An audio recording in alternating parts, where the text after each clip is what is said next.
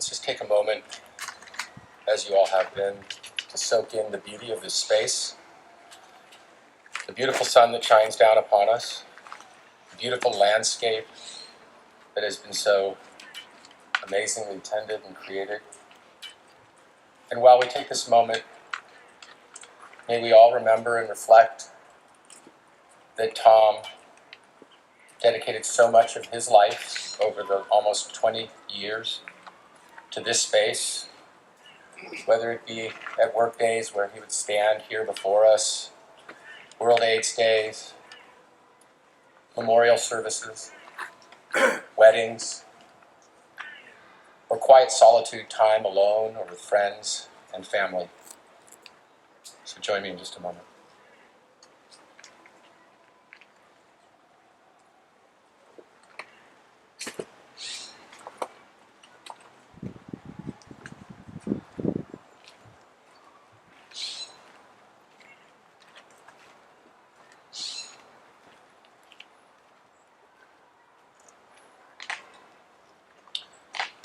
This is what Thom wanted.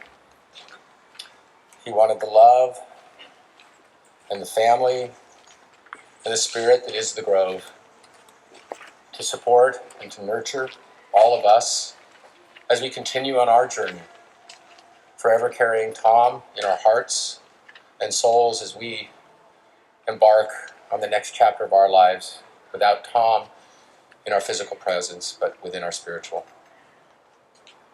5.5 years ago, when I went through the last of 6 interviews, Thom and Gina were the last hurdle for me to clear. And it was at that moment that I began what I now call to learn the language of the Grove. The language of the Grove is made up of less words and more listening.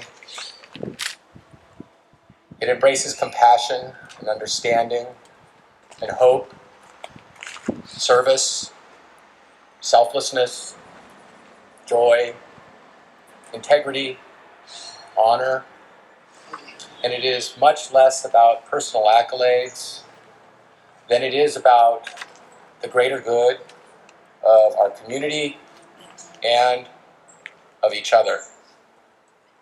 I didn't know 5.5 years ago that my teacher would be Thom, but over the last month or so, as I've had the opportunity to reflect on the blessings that I had over the last 5 years of getting to spend time with Thom and the unique relationship that he and I were able to develop because Thom knew, because he sat in the ED chair that I now sit in. He knew the blessings, he knew the struggles, and there were many times where I'd pick up the phone and say, I need you to have the ED hat on for a minute. And always he would have the ear, and always he would avail himself. Thom and I had a dirty little secret. No, Terry.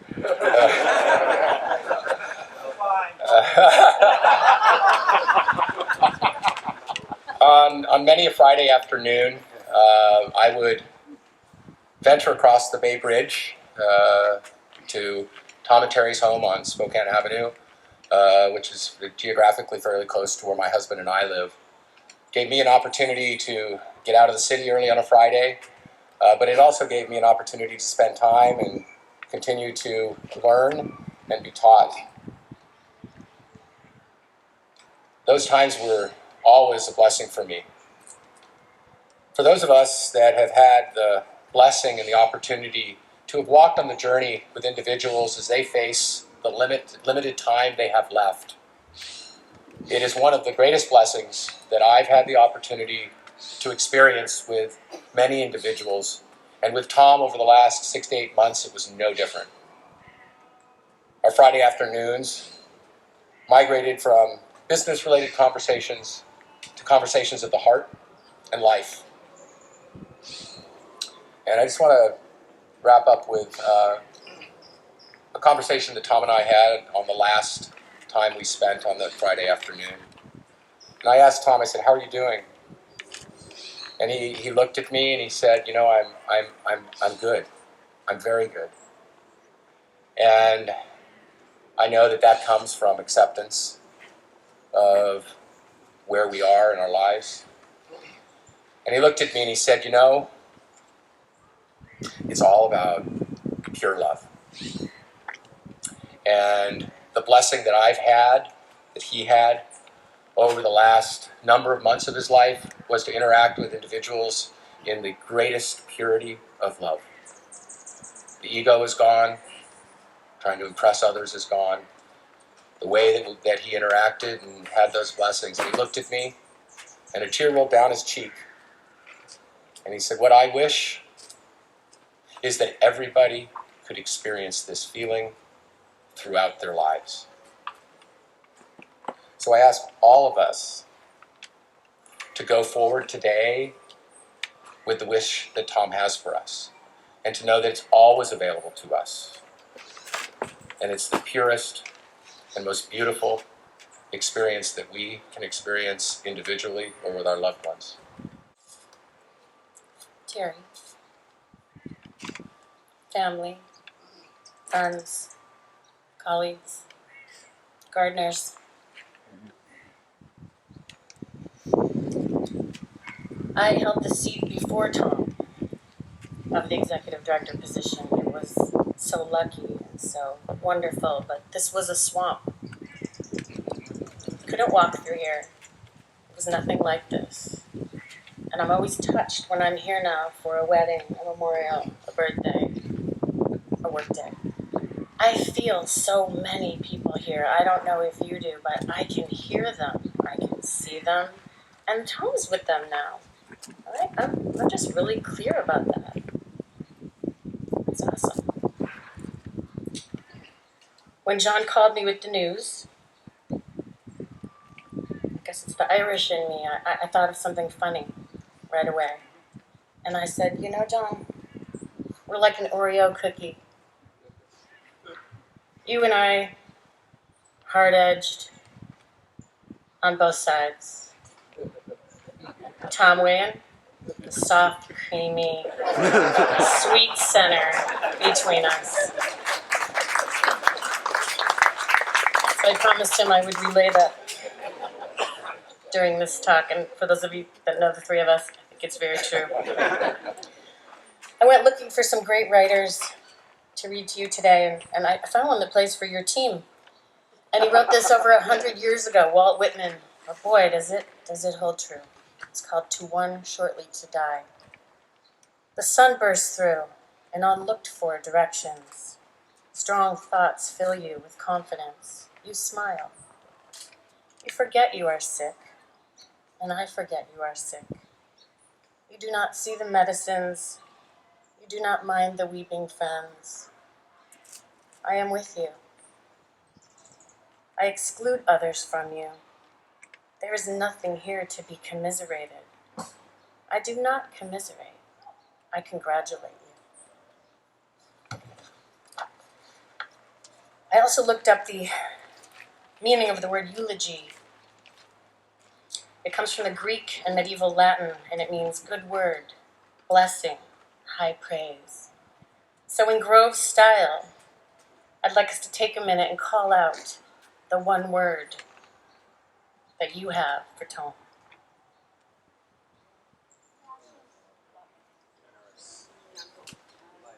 Sweetheart, great, wisdom, beautiful mentor.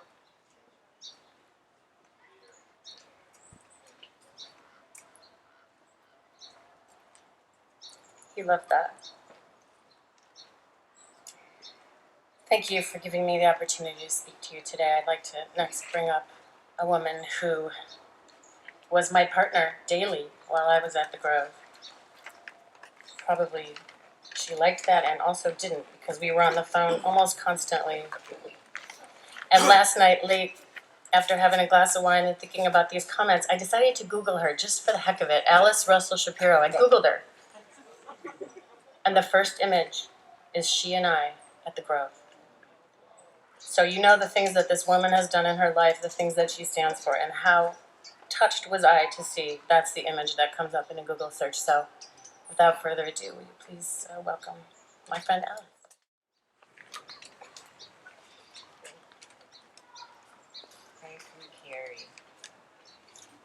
You were already in my talk, but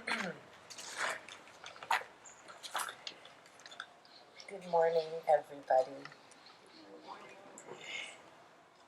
I'm Alice Russell Shapiro, honored to be here at the request of Terry to speak to you about the Thom I knew through our association with the formation and sustenance of this place, Thom's beloved National AIDS Memorial Grove.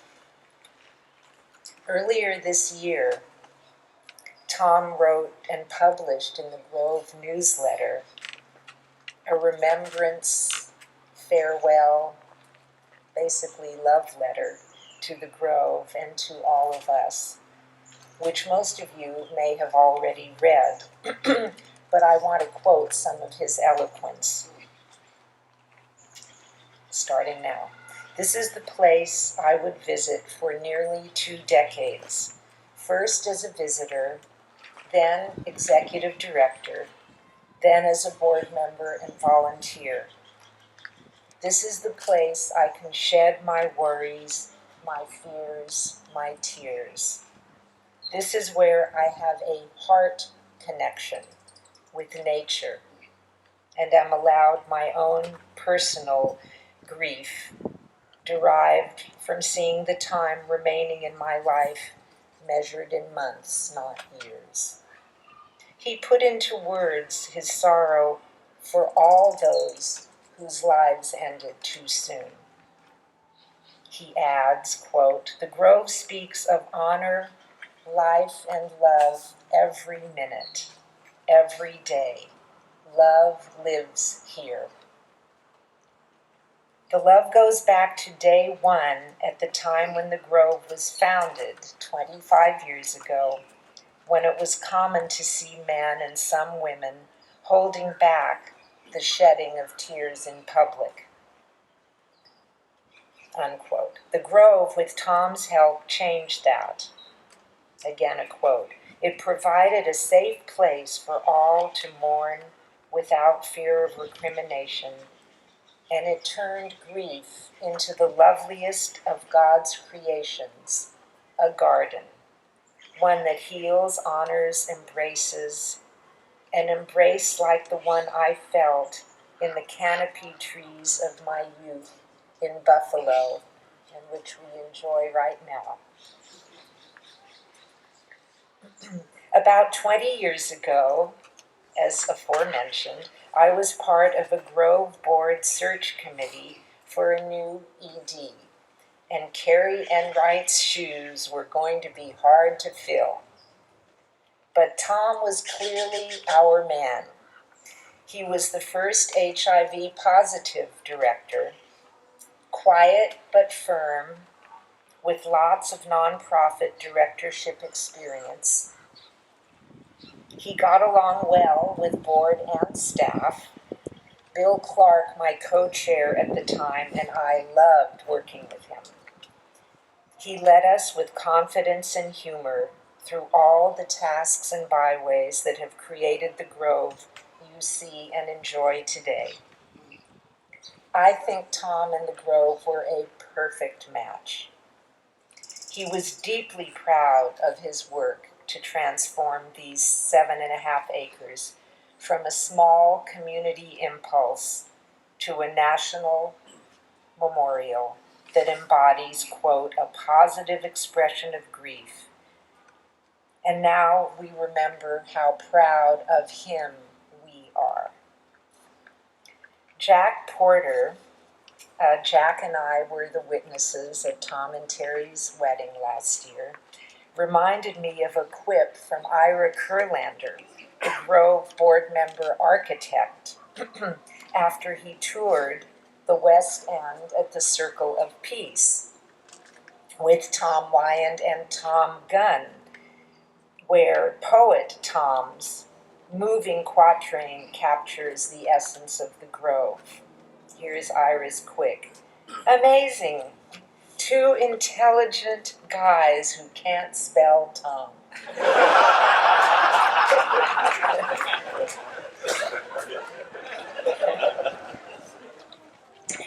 Farewell, dear Thom, and thank you for being one of the Earth's finest.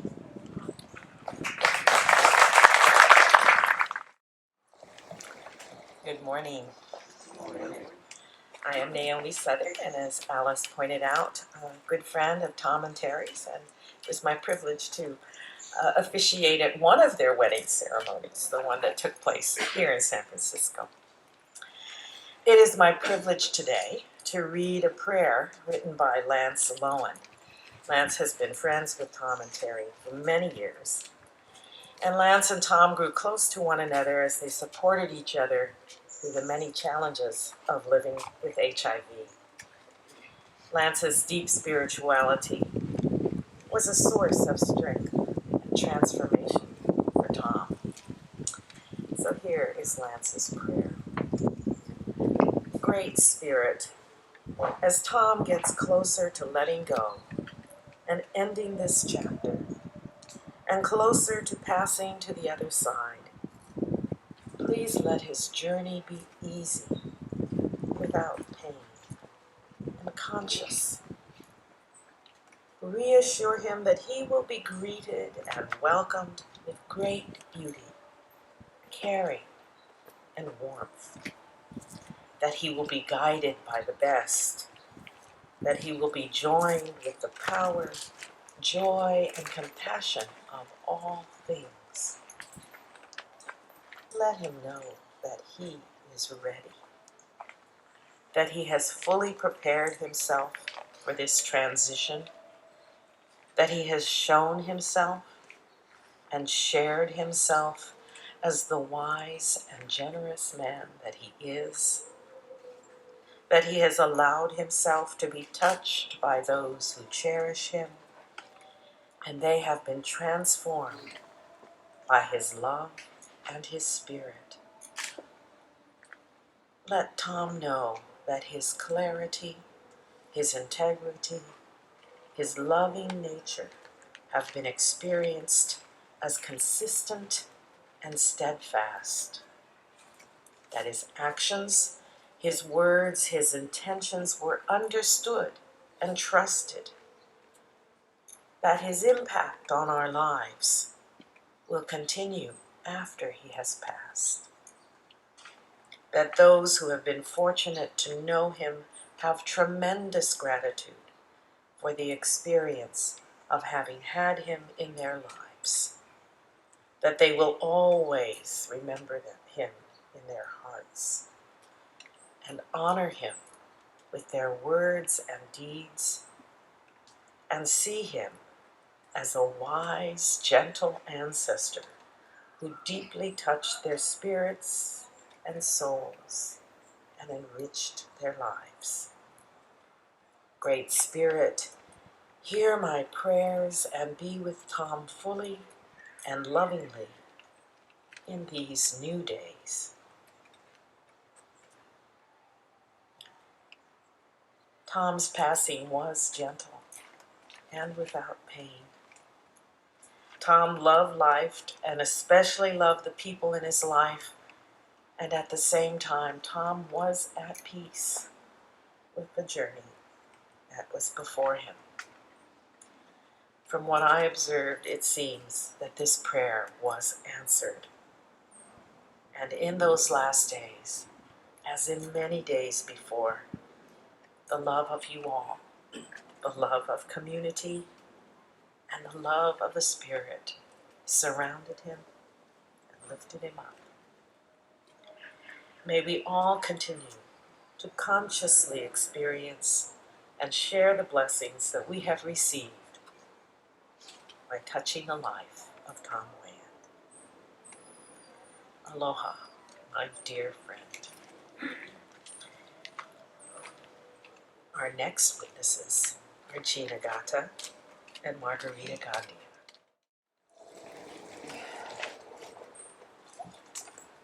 Hello.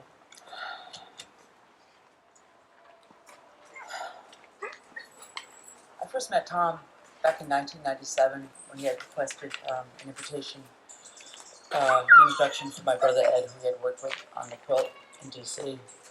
Thom had just become the the executive director here, and he wanted me to consider working with him on the communication committee. I told Tom I just did not have it in me to participate in any HIV/AIDS organizations. I was drained. I put up a wall. I'd lost so many people. The last thing I wanted to do was have more HIV positive men in my life that I was going to lose. But Tom, through his charm and through his commitment, and in the way that he dealt with his HIV, he was not a victim. He was a fighter. And he said, Gina, just come, let's try to work on this is not an organization like the Quilt. This is not the AIDS Foundation. This is the Grove. Maybe it can help you. Maybe it will help you with your anger and your all of it. Maybe it will help. Okay. So he got me right into it with the communication committee, and the first thing we did was we created the World AIDS Day program, and that was back in '98 with the help of Cindy Wilson and the team. We just started a great program, and then 10 years later, working together, we brought this Sterling family here, and I think that was probably the highlight of my board service, the most satisfying thing I've ever done for this organization, that I knew I could really give back. And Tom was the reason I stayed with it. Tom was the reason I got into nonprofit. Tom was the reason that I could give back to the community. Tom taught me so much. Tom was a master of pause. He knew how to listen in a meeting. It's so rare in a board meeting where you have people that are just listening and just taking it in and not speaking unless they know they have something to add. It was so refreshing. You know, I hope to carry that with me in the future. Tom taught me so much, mentor to many of us, the way he loved life. I would not be the person I am today. I would not have had the love from him. He became such a close friend of mine, one of my best friends. I could tell Tom anything unconditionally. Most importantly, I could always talk to him about board structure and everything, and it was so wonderful that he would always bring it back to a heartfelt place and not a ego place. And he will forever be in my heart.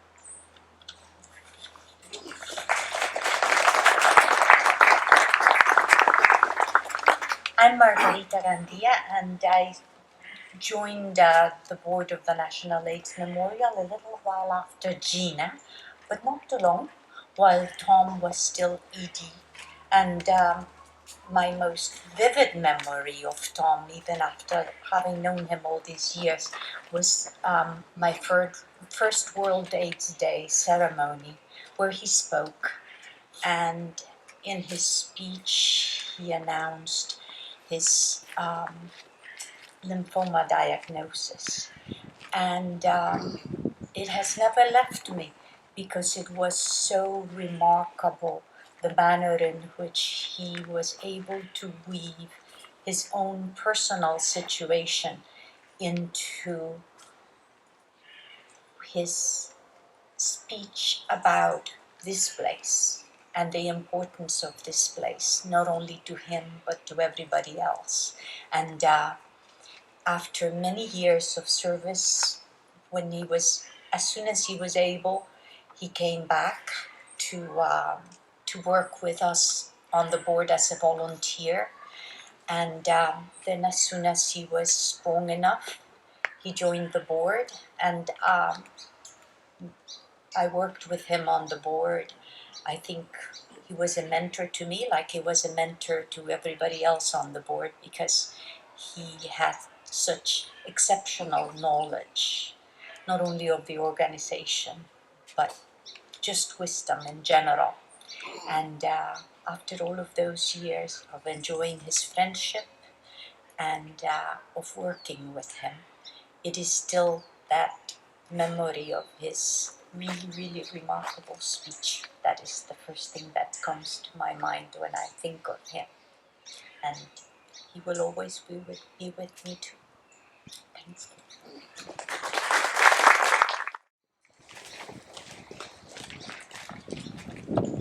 Good morning. I'm Dan Bernal. I'm Nancy Pelosi's Chief of Staff here in San Francisco. I'm also a member of the Board of Directors in the National 8th Memorial Grove as of the end of last year.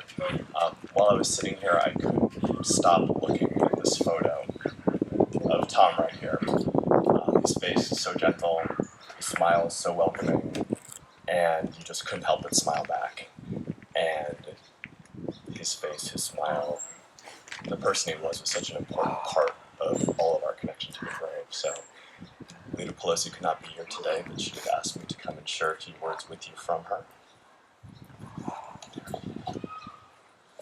Dear friends, I join you today in spirit as you gather to remember our wonderful friend, Thom Weyand. We all know how deeply Thom loved the Grove, how much he gave to it, and how much solace he received in return. We know how much the dedicated volunteers meant to him. We have shared many volunteer workdays together, planting, weeding, and tending to this beautiful grove. Thanks to Thom's work, the National AIDS Memorial Grove stands as a symbol of courage in the face of unspeakable tragedy and grief. Like so many of us here in San Francisco, where we were hit early and hard by the AIDS epidemic, Thom labored to create the Grove as a place of compassion and healing and memory of all of the friends we had lost. Thom Weyand helped make the National AIDS Memorial Grove what it is today, a place of respite, reflection, and remembrance. Thom was a behind-the-scenes activist who was always there to get the job done and always building bridges to new communities. He was a great leader of an incredible community of families and friends.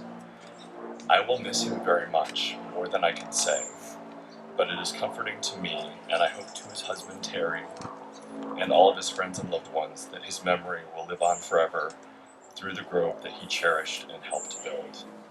Warm regards, Nancy Pelosi, Democratic leader. Thank you.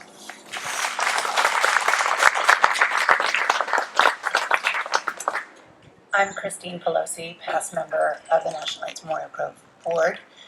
Thom brought me in. He had that way of just asking you to do that one small thing. And then it was, well, you know, you planted a tree for your friend Scott. Maybe you'd like to put his name in the circle of friends. And maybe you'd like to write a letter to everybody that you know, preferably some with resources, and tell them what you did. Maybe they know somebody. And we'll start with a tree, and then a name, and then maybe some stones. And that was the great thing about Thom, is that he could really read people. He would find you where you were, and then he would just bring you in a little bit. And the Grove is such a place of harmony, but harmony doesn't just happen. You need somebody who can actually read people, figure out where they are, and figure out how they can come together. And that was always what was so special, is that these very disparate groups would come here for work days, and yet they would be harmonizing as they were writing names etched in the bay leaves under the trees, and planting trees, doing the weeding, doing the work. And it was so magical always to see Thom. And 3 generations of Pelosi's have been here for work days. Thom very kindly always made sure there was some bright colored shovels for my daughter Bella and for her cousins, Polly and Thomas, who would come out from New York City, and always made sure that they were part of a work day. My mom's career was really forged in the crisis of AIDS, as some of you know from very much in the beginning. Her first speech on the floor of the House of Representatives, I'm here to fight AIDS. And that's so beautiful to think that here today, on National Public Lands Day, we're at the AIDS Grove, crafted with Thom's vision and love over these 20 years, planting trees for generations who will be shaded by them, who will never know his name, but will be etched in the stones, and will be etched in our hearts. I love you, Thom.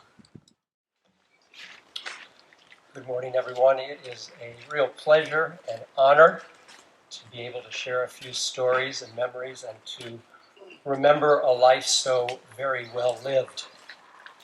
It's not often enough that we realize that, not uncommonly, the right person arrives at the right time to take on a very important task. And that's how I think of Thom coming here to the Grove. We took great delight in the fact that we were born in the same year, that 22 years later we each graduated from college, and that we even arrived here in San Francisco at the same time in the mid-1970s. That's where our two lives diverged. I started a small business. Thom went out to see the world, notably to study yoga in India for a full year before settling for 13 years in Maui. Two things I have yet found the time to do.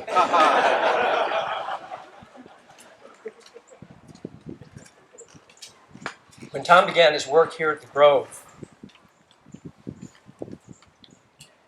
he came fully credentialed with a resume of remarkable accomplishments. Among his many talents was his ability, as has already been mentioned, to make it really difficult for anyone to say no to any request that he made on behalf of the Grove.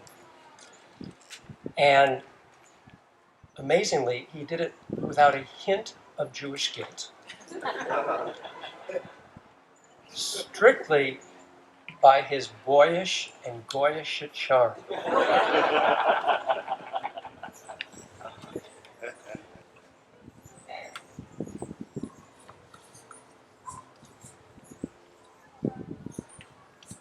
Who could say no to those piercing eyes and to his infectious and mischievous and flirtatious smile?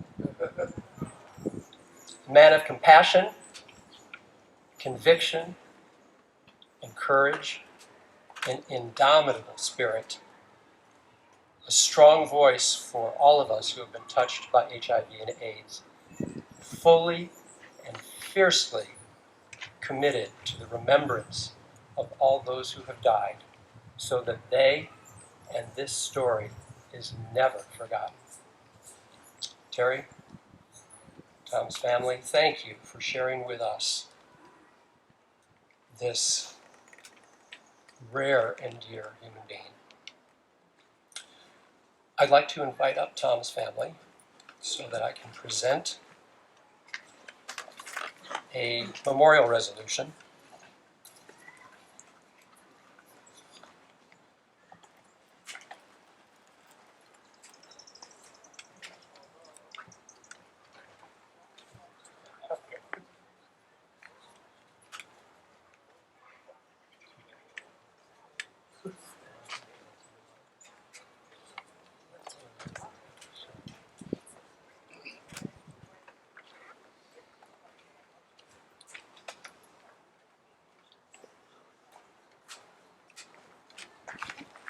Big and beautiful family. In recognition and appreciation, Marge, Mike, and all of you, of all that Thom gave to the city and the state, this memorial resolution from the State Senate of California.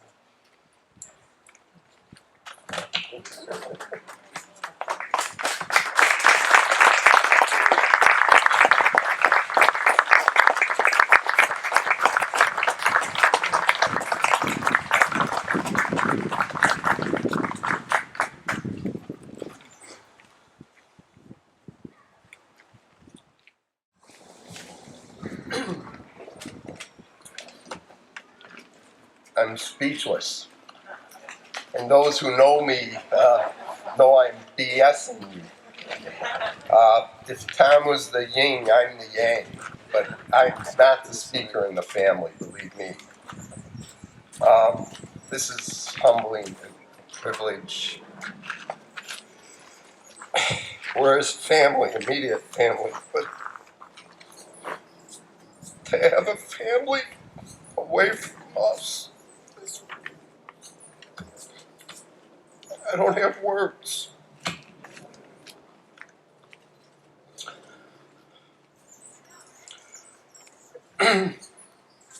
Thom is my brother, and I believe Thom was a lot of people's brother, and a lot of what I have to say you have already said. I'd like to start with his birthday card. we sent him last March, his last birthday. At a time when you can only look at the present, we wish you a peaceful and meaningful day. Your presence has transcended many years of impacting and influencing lives in such a positive way, always making the world a better place. What more can anyone ask, since this is our reason for being? You have represented discipleship through actions rather than words. What better way to set an example on how to live? You are a Buddha, awakened one. Wherever you go, you turn anger and hostility into joy and love. We could not be more proud to have you as a brother, brother-in-law, uncle. Having had much time to think in these last 6 months, I've talked to many family and friends. Some of you, because of our trips out here. I thought how much Thom influenced my own life and our relationship. Then I took a step back and thought about everyone else's life. I think this is something Thom would do. Consider the many as opposed to the one. I then realized that he impacted your lives in much the same way as mine. Some of you have said he was genuine, others very easy to talk and a great listener. Others yet said he was able to help them when they were not even aware of it at the time. He had this effect on people, not just with family and friends. It was unique. I like to call it an aura. I told him that I never had a bad experience with him, only good times. Thom has been a miracle since he contracted HIV 31 years ago, and then again with a stem cell 14 years ago, and again in the last 6 months. Maybe should be a saint, that's 3, right? We all have been so fortunate to have had this time with him and be able to visit him and say goodbye. Although Thom would not say goodbye, he would say, "See you soon." His last words to me before I left the day before he died were too short. He was synergistic, which is 1 + 1 = 3. And what I mean by this, he took burdens off our shoulders and returned us positive energy. When I think of Thom, words like compassion, forgiveness, unconditional love, humbleness, and gratitude come to mind. These attributes are best what described him and how he lived. He told me recently that's just how he was. To be like this is a gift. There is a quote, "To live we must die." One interpretation of this is a person's ego must die before we can begin to live. For this, Thom has lived more than anyone I know. Because I never saw his ego.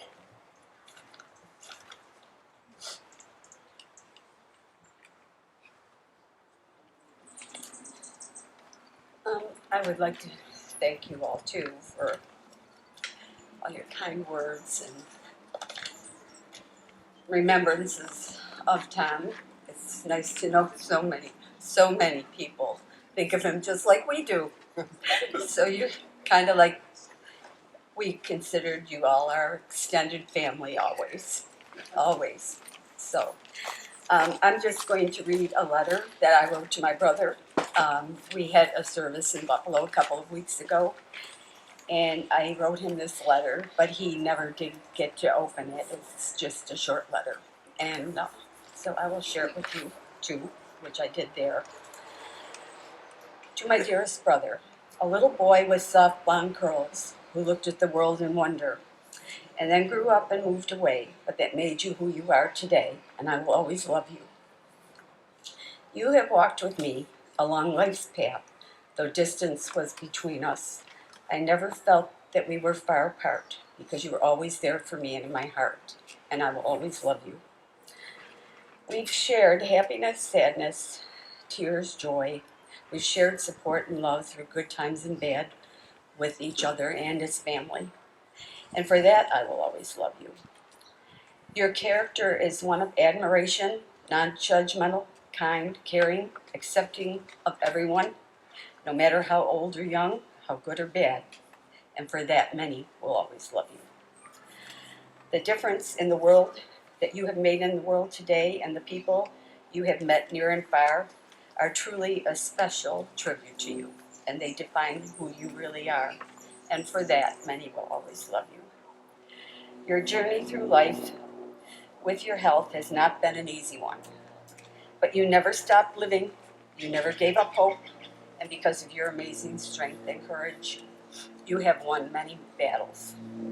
I am blessed you are my brother, and for that I am so proud, and I will always love you.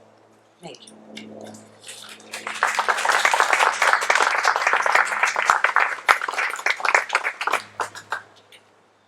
Good morning, ladies and gentlemen. I'm going to read 1 Corinthians 13, a forward, and also a forward from my dear Aunt Sharon, who, if any of you knew her, she would be the first one here, and probably setting up the stage herself if she could. The excellence of love. If I speak with tongues of men and of angels, but do not have love, I become a noisy gong or a clanging cymbal. If I have the gift of prophecy, and know all mysteries and all knowledge, and if I have all faith so as to remove mountains, but do not have love, I still have nothing. And if I give all my possessions to feed the poor, and if I surrender my body to be burned, but do not have love, it profits me nothing. Love is patient, love is kind, and is not jealous. Love does not brag and is not arrogant, does not act unbecomingly, it does not seek its own, is not provoked, does not take into account a wrong suffered, does not rejoice in unrighteousness, but rejoices with the truth. Bear all things, believes all things, hopes all things, endures all things. Love never fails, but if there are gifts of prophecy, they will be done away. If there are tongues, they will cease. If there is knowledge, it will be done away. For we know in part, and we prophesy in part. But when the perfect comes, the partial will be done away. When I was a child, I used to speak like a child, think like a child, reason like a child. When I become a man, I did away with childish things. For now we see in a mirror dimly, but then face to face. Now I know in part, but then I will know fully, just as I also have been fully known. But now faith, hope, love abide, these three. But the greatest of all these, we know as well. This is a forward from my Aunt Sharon. Tom had a charisma which made him stand out. He was a very bright and easygoing gentleman who had a good word for everyone. Every summer when Tom came to Buffalo, we celebrated his homecoming with picnics at the beach and lunch and dinners with the family and friends. He added a sparkle to our family, which no one can replace. The greatest gift, of course, is love, which is what Tom had for everyone. He used the gifts God gave him to the fullest with all he accomplished during his lifetime. Terry is here celebrating Tom's life with us. Tom is with my parents, grandparents, aunts and uncles, and friends celebrating in their heavenly home. Describes what nirvana is. You stand alone on the sublime peak. You were born alone, you live alone, you die alone. Above the heavens and below the heavens, you are the only one, the Holy One, the Supreme One. Just simply, you forgot. I don't think Tom forgot. He wanted all of us to be on that sublime peak with him. Thank you.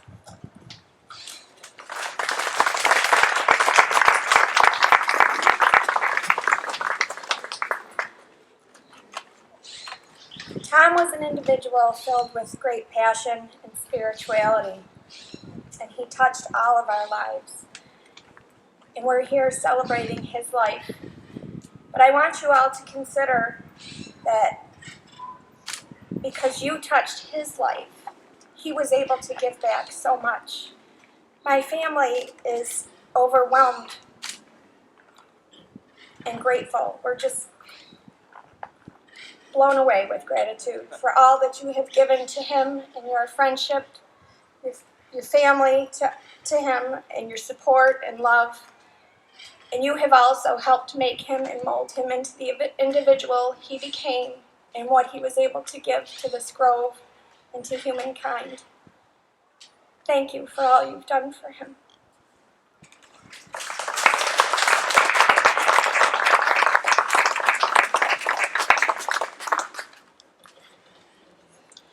I'm Tom's niece, Sandy, and it's just amazing to look upon all the faces I see today and what Tom has meant to all of you. He's meant that to us as well. When I was a child, my uncle he could be in a room with 100 people and he'd make time for each and every person in that room. He connected with you, he talked to you, he never talked to any of us like we were children, even if we were 5 or 6, 10, 12, 15 and up. And you had his undivided attention. He wasn't glancing away at something else. He was just a gift. It is a privilege to be his niece, and I will try to live my life as well as my uncle did his. He was the best of both of my grandparents, and he's just an amazing human being. We're all lucky. Thank you. Thank you for everything, all your support, all your care this beautiful day. This is amazing. We appreciate it.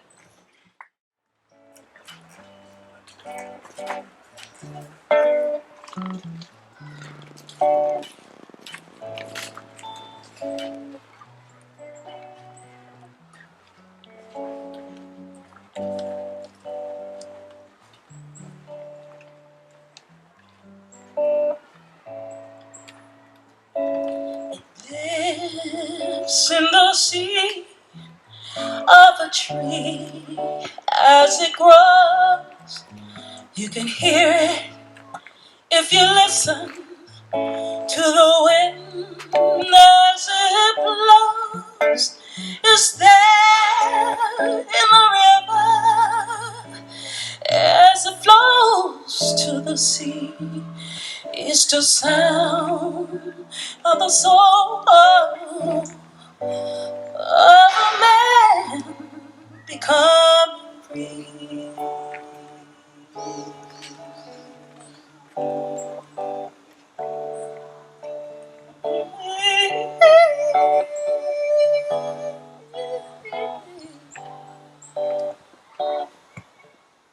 And it lives in the life of children at play, and in the blazing sun that gives light to the day, and it moves the planets and the stars in the sky.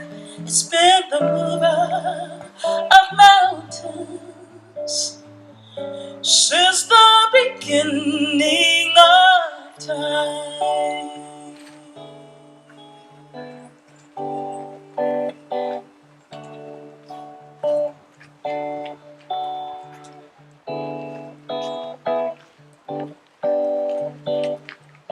Oh, mystery, you're alive.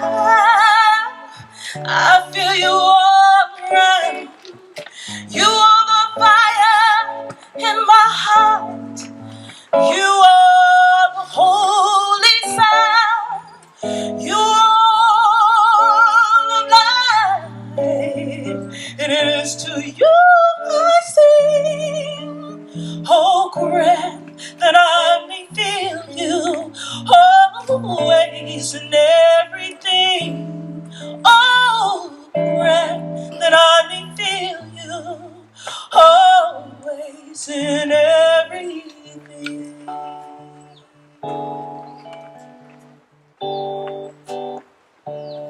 Let it be. Yeah, yeah. And it lives in the waves as they crash upon the beach. I have seen it in my that men have tried to reach, and I've seen in the world that we need so much, and I know it in your smile, love, when our hearts do touch.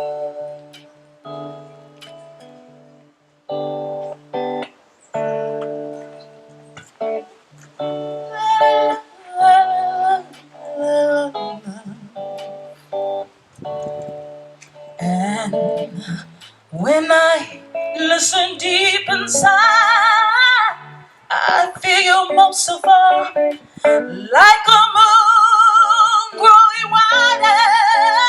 I listen to your call, and I know that you got me, and I feel your touch rushing through the ocean. My heart that's open wide.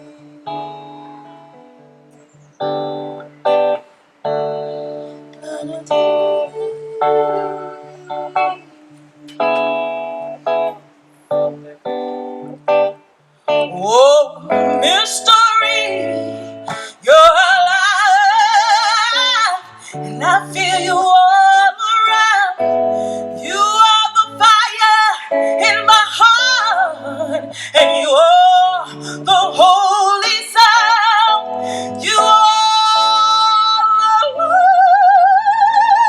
alive, and it's to you I sing. Oh, grant that I may feel you always and everything. Oh, grant that I may feel you always and everything. Oh, grant that I may feel you,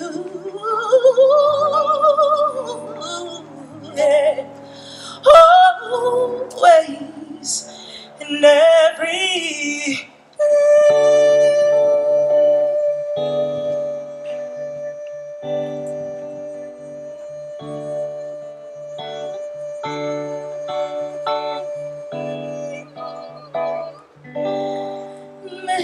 Mr.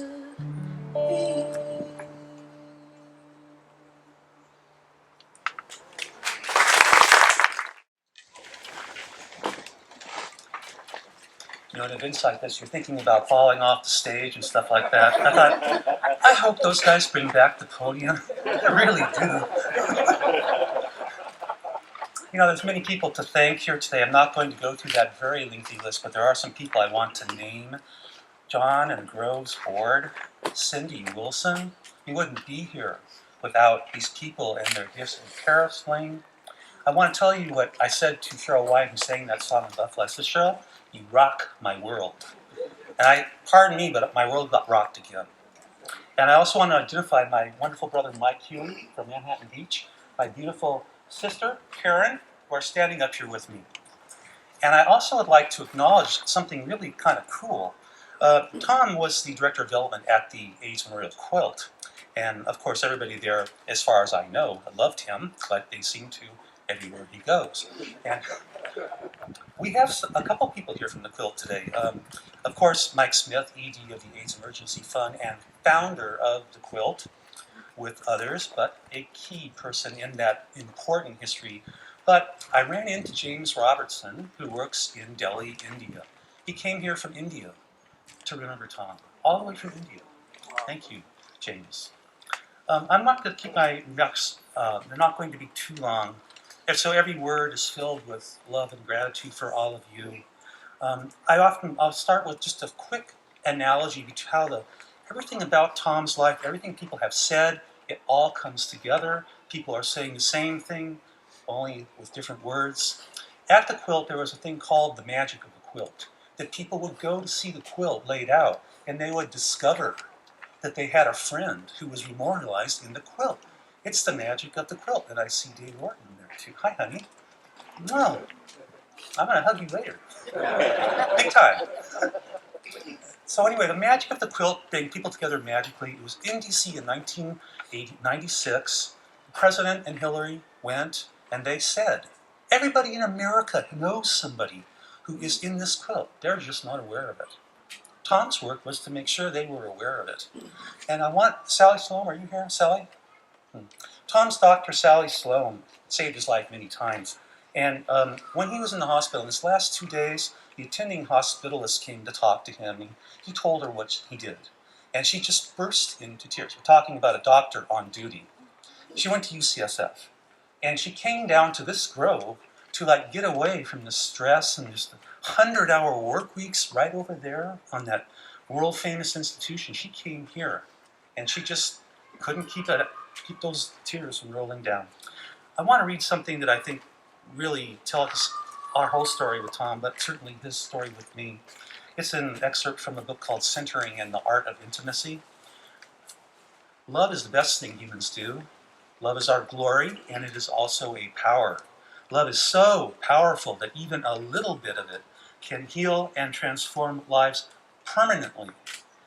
We may go to the ends of the earth to find love or to escape it. What human beings most deeply want is a total, permanent experience of love. Beneath all the strivings for recognition, power, money, and things, what we really want is love. A close relationship is like a cosmic searchlight that seeks out the absolute best and the absolute worst in us. When one person connects closely with another, the energies of the two people are combined and enhanced, creating the potential for the relationship to climb to new heights. The world is a luminous, shimmering place, and relationships are an ecstatic dance when we see through the veil of fear and defensiveness. To evolve, each person must grow towards being the source of love for themselves and for others. Whole persons are willing to own the full range of feelings and potential within themselves. They embrace the male and female consciousness that resides as one within them.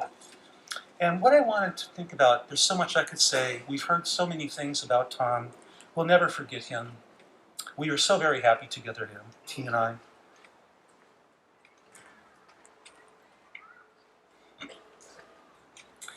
We inhabited that shimmering world. We found it was just a heartbeat away, a breath away. And it was something that was always available, not only to us, but to everybody, to all of you. And you keep hearing today that in the most casual of fundraisers, he managed to get people to buy a boulder for $20,000. So the shimmering world pays. Just very quickly, I want to say here in San Francisco, California, just a little bit about what he accomplished on Maui. Executive director of the Maui Philharmonic Society, he brought world-class arts to Maui where there had been none before. As the executive director of the Maui Arts and Cultural Center, a $40 million performance space, about 5 times the size of Yerba Buena Center, and the best performance space in the entire state of Hawaii. He was the executive director when it was being built, and he added one important thing. There was not proper or sufficient recognition of Hawaiian culture, which is undergoing a renaissance, as we all know. And what kumuhulas need when they teach and perform in a sacred light is they need pa hula. That's a raised mound that the dancers will dance on.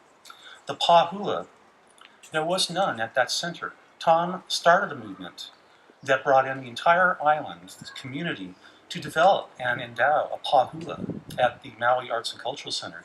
That will be there forever. And since he did that, the Hawaiian cultural renaissance is centered on Maui. Everybody is clamoring to perform in that space. It's absolutely wonderful. And he did that wherever he went. What would he ask of any of us, or all of us? I think it's just a very simple thing. We've heard so much, I don't really need to repeat what we've heard. But I will say this, he asks us all to be the best we can be.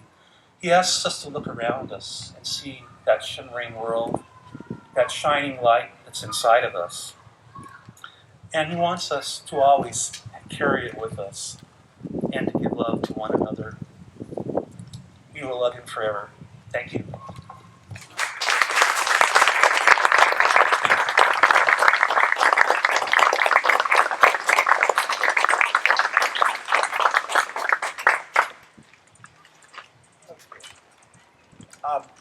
As Terry's older brother, all I can do is be proud of Thom, of all of you wonderful people, the brilliant speeches or just the simple words that have come across the stage to us in the audience have been phenomenal, clear, and filled with love.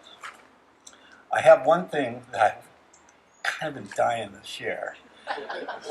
About a week after I was having a dream, it seemed like a regular dream, and I turned around, it was of course in a train station, and I turned around and there was Thom, and I go, Thom, you're at a train station? He goes, yes, Mike, I'm going somewhere, but I have a few things to go and do before I leave. And of course he shared some love with me. And I walked away, well, I woke up and walked away from that dream. I was wondering, well, I wonder, what did he have in mind? And it hit me when I was sitting here that he wanted to see all you people and be here at the Grove as a remembrance for mostly us. Thank you. I'm Pam Mendelson, and by proxy, I wound up a part of this amazing family. I love this family, and I love Terry, and of course, I'll always love Thom. And we're going to have to think of lots of reasons for you to keep coming west. My home is always open to you. And I met Thom through our cancer support group. So that I had non-Hodgkin's lymphoma also, and some of the remaining people are here today. There aren't too many of us, and anyway, Thom was my brother in arms and my trench mate as we fought non-Hodgkin's together. There were things that we could talk about with each other that we probably didn't share with anyone else. And Thom is the essence of the phrase grace under fire. Truly. During the past 14 years, we shared the stories of our lives, a lot of jokes, deep thoughts, and those delicious cookies that Terry makes around Christmas time. I just put out the word. I feel extremely grateful to have Thom as a forever friend and a presence in my heart. And I do have a prayer. I think everybody's itching to get up, but I do have a prayer that seems very appropriate. It's called The Litany of Remembrance by Roland Gittleson. In the rising of the sun and in its going down, we remember them. In the blowing of the wind and in the chill of winter, we remember them. In the opening of buds and in the rebirth of spring, we remember them. In the blueness of the sky and in the warmth of summer, we remember them. In the rustling of leaves and in the beauty of autumn, we remember them. In the beginning of the year and when it ends, we remember them. When we are weary and in need of strength, we remember them. When we are lost and sick at heart, we remember them. When we have joys we yearn to share, we remember them. So long as we live, they too shall live, for they are now a part of us as we remember them.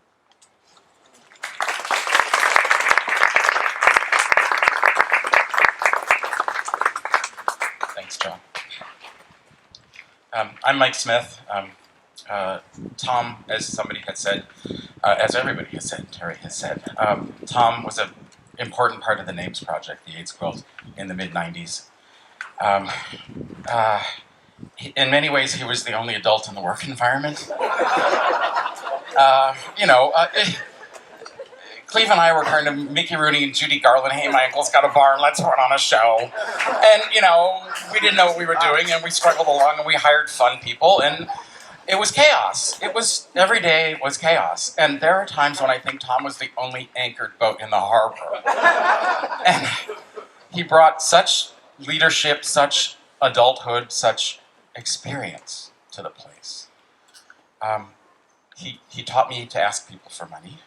He knew, he could read people where they were, and then he could get you to take that one step closer that somebody said. I watched it over and over. And at one point, he and I flew to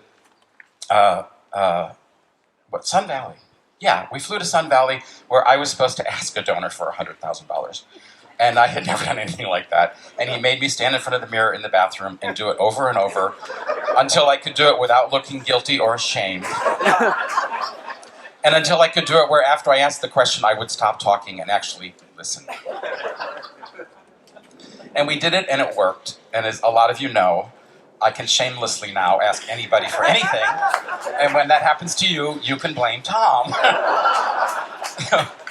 He had, the real impact he had there was he was an extraordinary example and mentor to the younger people. We had a lot of people on staff in the mid-90s around the time of the big display in Washington in '96. Half the staff was probably 26 or under. Most of them were in their first job out of college. They idealistically wanted to change the world and do something, but they didn't come with the skill set, and they learned on the job. And Thom took the time to look everybody in the eye and spend that time with them, figure out what it is they wanted to do and how to help them get there. And he really mentored a whole generation of younger people. And if you look at the alumni of the Names Project, what they've gone on to do is staggering. And so much of it is the little things they learned from Thom and the little bit of help that Thom gave them. David Ortman's here. Heather Reese went on to have an extraordinary career raising money for arts organizations. She passed away suddenly a year ago, but had a remarkable life that Thom helped shape in so many ways. James is running one of the largest and most successful AIDS organizations in India, and I can't help but think, here's a man who spent a year in India learning yoga, and part of him today is actually back there helping people with AIDS. Just a remarkable circle of life. Thank you.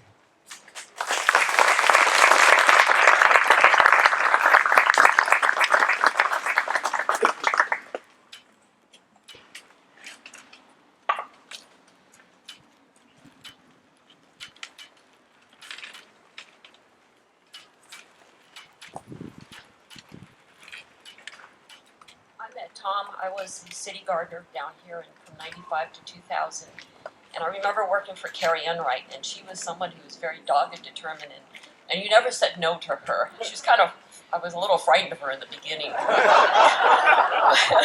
But when she moved on and Thom came in and I met him, I was a little apprehensive because there was a quietness about him. And if you work for the city, you know when you're dealing with any city department, they can be a little dysfunctional. And if you want something from them, it can take forever. And I wasn't sure if Thom could really handle that. But I learned through his wonderful, quiet, sweetness, determination, all I remember mostly about Thom was his gentleness and his understanding of my needs. Anytime he showed up, he made sure he said hello to me. He made me feel part of the family down here, and I truly loved him. And the Apache Indians have a saying, there is no death, but a changing of worlds. And I think this world that he helped create down here, he's with us forever. And I was truly blessed to have him as a friend. Thank you.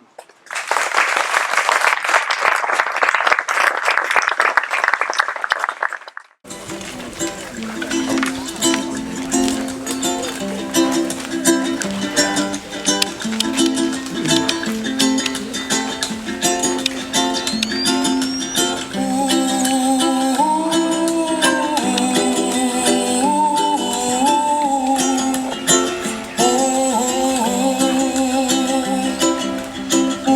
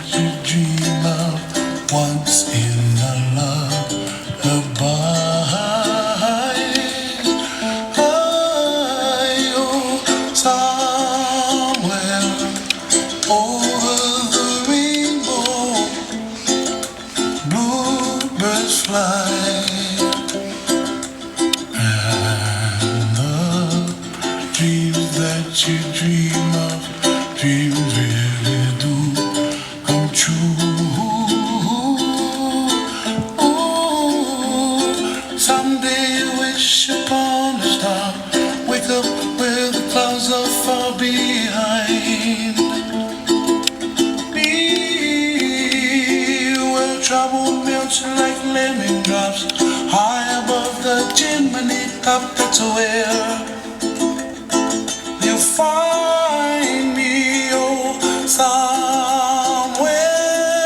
over the rainbow. Bluebirds fly, and the dream that you dare to, oh why can't I?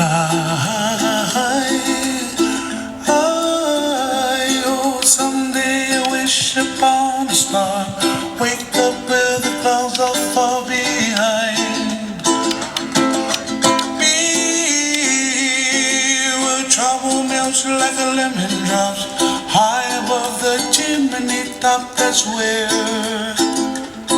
you find me, oh, somewhere over the rainbow, way up high.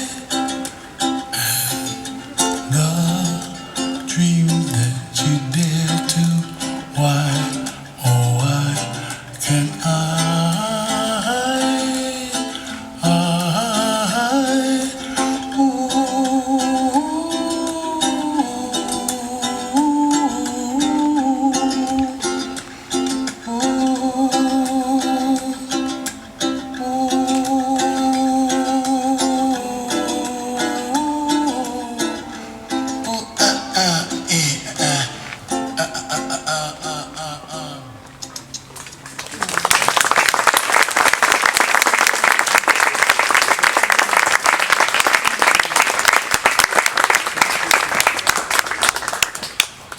Ladies and gentlemen, please stay and join us for light refreshments.